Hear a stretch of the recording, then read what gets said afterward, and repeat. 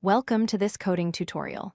Today, we are going to tackle a fascinating problem called Queue Reconstruction by Height. This is a classic example of a problem that can be solved elegantly using a greedy strategy. It is often asked in technical interviews to test your ability to observe patterns and apply sorting logic. Let's first understand the input. We are given a list of people. Each person is described by a pair of integers, h and k here. H represents the height of the person. The second value, k, is the count of people standing in front of this person who have a height greater than or equal to h. Our goal is to arrange these people into a queue that satisfies this specific condition for everyone. Here is a visual representation of the input. We have people with different heights and k values. Initially, this data is just a collection or a list in random order.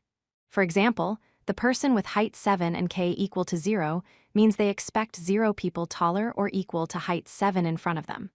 The person with height 4 and k equal to 4 expects 4 people taller or equal to height 4 in front of them. To solve this, we need a key insight. Notice that a tall person simply does not care about shorter people. If you put a short person in front of a tall person, the tall person's view of people taller or equal does not change. However, the short person is definitely affected by the tall person. This implies a hierarchy. We should process the tallest people first because their position is determined only by other tall people, not by the shorter ones we will insert later. Based on that insight, here is our greedy sorting strategy. First, we sort all people by height in descending order. The tallest people go to the front. Secondly, if two people have the same height, we sort them by their k value in ascending order.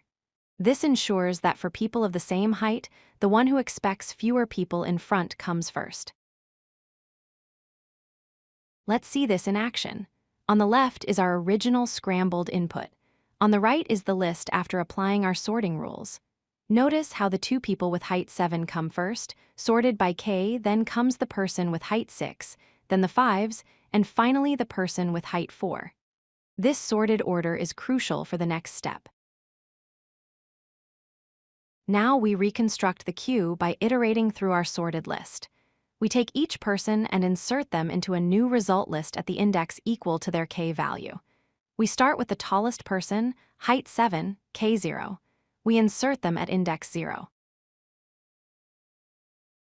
Next, we take the person with height 7, k1, and insert them at index 1. Then we take the person with height 6, k1.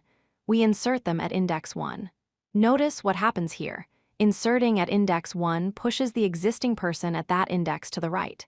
The person with height 6 takes the spot, and the previous person shifts to index 2. We continue this process. We insert the person with height 5, k0 at index 0. This shifts everyone else back. Then we insert height 5, k2 at index 2. Because these people are shorter than the ones already in the queue, inserting them does not invalidate the k counts of the taller people. The taller people don't see these new shorter additions. Finally, we insert the last person, height 4, k4, at index 4. After this step, everyone is in their correct position. If you check any person in this queue, you will find that the number of people in front of them with greater or equal height matches their k value perfectly. Let's talk about efficiency. The time complexity is O of n squared. Sorting takes n log n, but the insertion step can take O of n in the worst case for a list or vector, and we do this n times. The space complexity is O of n to store the output queue. To summarize, the algorithm is simple but powerful. Sort the people by height descending and by k ascending. Then, iterate through the sorted people and insert each one into the output list at the index corresponding to their k value.